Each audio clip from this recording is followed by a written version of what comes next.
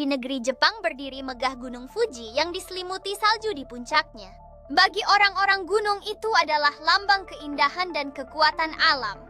Namun ada legenda tua yang jarang diceritakan tentang seekor naga raksasa yang bersemayam jauh di dalam perut Gunung Fuji. Konon naga itu bukanlah makhluk jahat, melainkan penjaga keseimbangan antara manusia dan alam. Namun ketika manusia mulai serakah dan merusak hutan di sekitar Fuji Naga, itu bisa terbangun dari tidurnya dan menunjukkan amarahnya. Seorang pemuda bernama Kaito yang tinggal di kaki Gunung Fuji selalu penasaran dengan legenda itu. Ia merasa cerita tentang naga bukanlah sekadar dongeng belaka. Dengan tekad yang bulat, Kaito memutuskan untuk menyelidiki kebenaran di balik legenda tersebut. Perjalanannya membawanya melewati hutan lebat dan pemandangan menakjubkan yang belum pernah dia lihat sebelumnya.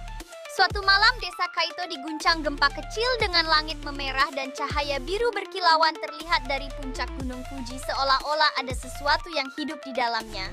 Orang-orang desa panik percaya bahwa naga penjaga Fuji mulai terbangun. Seorang tetua desa berkata, jika naga benar-benar bangkit dengan murka Gunung Fuji bisa meletus dan menghancurkan segalanya. Kaito yang selalu percaya pada legenda itu merasa terpanggil. Ia bermimpi tentang seekor naga bersisik perak dengan mata yang bercahaya seperti bintang.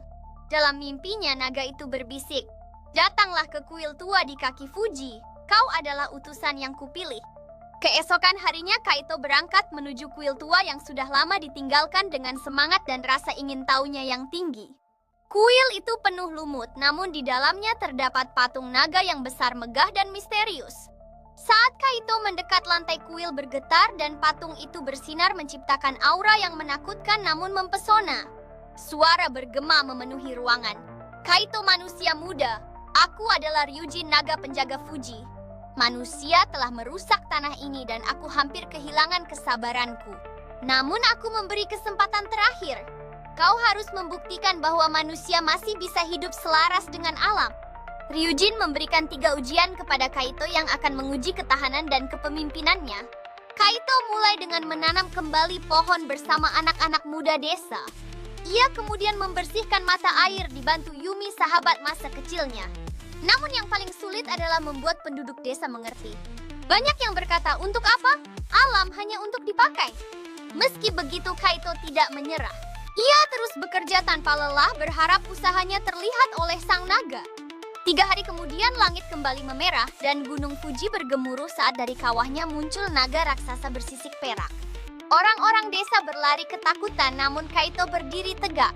Ryujin, lihatlah, kami berusaha memperbaiki kesalahan kami. Jangan hancurkan desa ini.